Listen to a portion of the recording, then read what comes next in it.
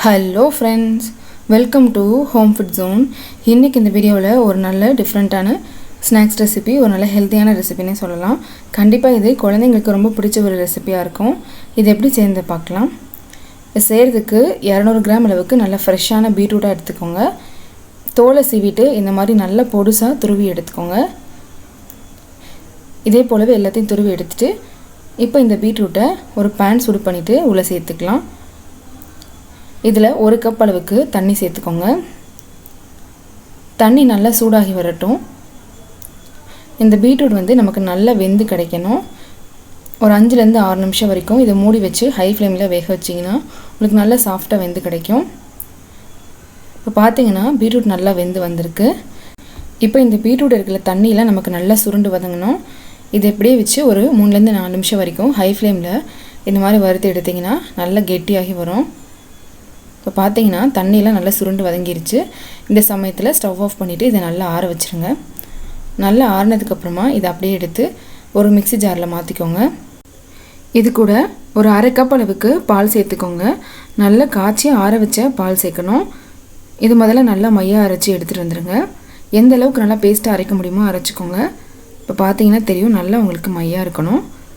இது கூட 3 முட்டை சேர்த்துக்கோங்க. இனிப்புக்காக 1/2 கப் அளவுக்கு சர்க்கரை சேர்த்துக்கோங்க. கடைசி இதில் ஒரு 1/2 டீஸ்பூன் அளவுக்கு ஃப்ளேவருக்காக வெனிலா எசன்ஸ் சேர்த்துக்கலாம்.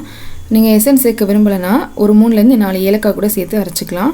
இப்போ இதை திரும்பவும் நல்லா பல்ஸில் ஒரு 2-3 தடவை அரைச்சி எடுத்துகிட்டு வந்துடுங்க.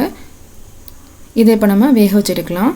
இதை வேக வச்சு எடுக்கிறதுக்கு அடுப்பு ஆன் பண்ணிவிட்டு ஒரு தோசை தவா சூடு பண்ணிக்கோங்க. இதுக்கு மேலே ஒரு பேன் வச்சு இதில் தேவையான அளவு நெய் இல்லைனா எண்ணெய் தடவி விட்டுக்கலாம்.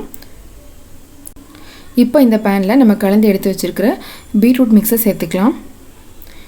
மேலே ஒன்று போல் இருக்கிற மாதிரி இந்த மாதிரி பரப்பி விட்டுக்கோங்க. இது வேகிறதுக்கு 20லேருந்து 25 நிமிஷம் வரைக்கும் கூட டைம் எடுக்கும். மீடியம் ஃப்ளேமில் வச்சு வேக வச்சு எடுத்துக்கோங்க. டைரெக்டாக நீங்கள் பேனை அடுப்பில் வச்சு வேக வைக்க வேண்டாம். இந்த மெத்தட்லேயும் நீங்கள் வேக வச்சுக்கோங்க. பார்த்தீங்கன்னா நல்லா வெந்து வந்திருக்கு. நல்லா உங்களுக்கு ஒரு டூத் பிக் வச்சு செக் பண்ணிங்கன்னா உங்களுக்கு நல்லா ஒட்டாமல் வரணும். இப்போ நம்ம இதை எடுத்துடலாம். ஃப்ரிட்ஜில் ஒரு 20 நிமிஷம் வச்சு எடுத்துகிட்டு வந்தோன்னா சில்லுன்னு சாப்பிட்றதுக்கு ரொம்பவே நல்லாயிருக்கும்.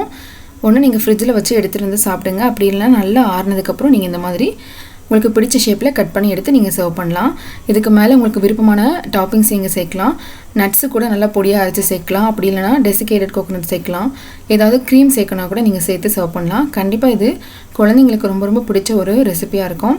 நான் கொஞ்சமாக இதில் நட்ஸு பொடி பண்ணி அதை சேர்த்து நான் சர்வ் பண்ணுறேன். கண்டிப்பாக இதே மாதிரியே நீங்களும் செஞ்சு பாருங்கள். இந்த ரெசிபி உங்களுக்கு பிடிச்சிருந்ததுன்னா லைக் பண்ணுங்கள், ஷேர் பண்ணுங்கள், கமெண்ட் பண்ணுங்கள். கண்டிப்பாக ஹோம் ஃபுட் ஜோனுக்கு சப்ஸ்கிரைப் பண்ண மறக்காதீங்க. இதே போல் இன்னொரு நல்ல ரெசிபியோட நாளைக்கு உங்களை மீட் பண்ணுறேன். அது வரைக்கும் பாய்.